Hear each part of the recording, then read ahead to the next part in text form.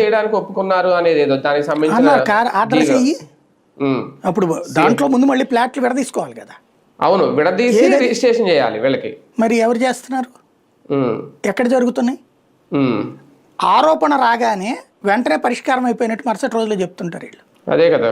ఇప్పుడు గనక మీరు ఏదైనా మా ఏరియా రోడ్డు బాగాలేదని గనక కంప్లైంట్ పెట్టారనుకోండి, అది కన్సర్న్ డిపార్ట్మెంట్ కి పంపిస్తారు. పంపించి పరిష్కారం అయిపోయిందని రాసేస్తారు. ఇక్కడ పంపించడమే అయిపోయినట్టు అంతే. అట్లాగుంది ఇక్కడ ఈ వ్యవహారం. ఇప్పుడు భూమి సమీకరిస్తున్నావు నువ్వు, కరెక్టే. ఇప్పుడు ఒక నీకు కావాల్సింది ఏది, 5,000 ఎకరాల్లో స్టేడియం కడతారా? అవును. 5,000 ఎకరాల్లో నువ్వు ఎయిర్పోర్ట్లు కడతారా? ఎవరి కోసం ఉండేది? రైల్వే స్టేషన్ కూడా అతిపెద్ద రైల్వే 1,500 ఎకరాల్లో రైల్వే స్టేషన్ కడతాంటే వినడానికన్నా కొంచెం అన్న సెన్స్ ఉందా? చెప్పడానికి అర్థం పర్థం లేదు వాళ్ళకి, బుర్ర బుద్ధి లేదు. ఎవడు లాభపడతాడు 5,000 ఎకరాలు తీసుకుంటే? ఢిల్లీ ఎయిర్పోర్ట్ ఎంత ఉంది?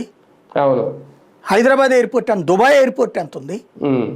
కామన్ సెన్స్ లేదు. ఇదివరకు కనుక భోగాపురం 15,000 ఎకరాలు అన్నట్టుంది.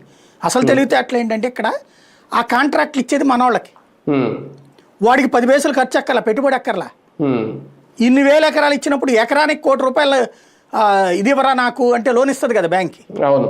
5,000 ఎకరా ఇస్తే 5,000 కోట్లు వచ్చేస్తాయి. 2,000 కోట్లు కూడా అవసరం లేదు. 1,000 కోట్లతో బిల్డింగ్ కట్టి 4,000 కోట్లు తినేస్తాడు. అంతే కదా. అంతకు మించి ఏముంది అందులో? దీనికి ఏమైనా 25,000 కోట్లు అవుతుందే ఏంది ఎయిర్పోర్ట్ కట్టడానికి? కట్టేని పైన షెడ్లే కదా, పెద్ద కన్వెన్షన్ సెంటర్ టైప్లో కట్టుకోవాలి అంతే. చుట్టూ గోడలు, పైన మంచి